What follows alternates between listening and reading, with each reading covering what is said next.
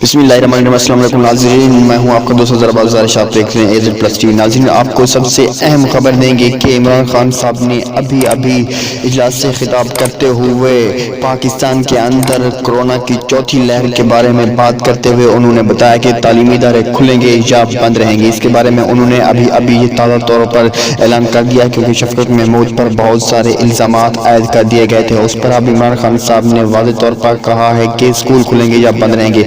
इसके अहकामात क्या क्या जारी किए गए हम आपको बताते हैं, लेकिन उससे पहले नाज़रीन, अगर आपने हमारे चैनल को सब्सक्राइब नहीं किया तो प्लीज़ हमारे चैनल को सब्सक्राइब कर दें और बेल आइकन को भी प्रेस कर दें, ताकि आपको नई वीडियो का नोटिफिकेशन जल्द से जल्द मिल सके और वीडियो को भी लाइक कर दें। नाज़रीन, आपको बताएंगे कि इमरान खान साहब ने बताया है कि जब पहली लहर आई थी तो पहली लहर के दौरान में ये हुआ था कि हमें लॉकडाउन लगाना पड़ा था, जिसकी वजह से मजदूरों की मजदूरी गई थी और बहुत सारे नुकसान उठाने पड़े थे, जिसकी वजह से मईशत बहुत कमज़ोर हुई थी। पहली लहर के बाद फिर दूसरी आई, उसमें हमें स्मार्ट लॉकडाउन करना पड़ा था। फिर तीसरी लहर में भी नुकसान उठाने पड़े। लेकिन अब नाज़रीन, इमरान खान साहब ने कहा है कि जो डेल्टा लहर आ गई है, ये हिंदुस्तान की तरफ से आने वाली लहर है। इसमें अब ये और भी ज़्यादा खतरनाक साबित हो सकती है। ताहम इस लहर से बचने के लिए हमारी कौम को SOPs पर अमल दरामद करना होगा और अमल दरामद करके हमें एक दूसरे की जानों को बचाना होगा। नाज़रीन, उन्होंने बताया कि जब तक हम SOPs पर अमल नहीं करते तब तक हम एक दूसरे की ज़िंदगी को नहीं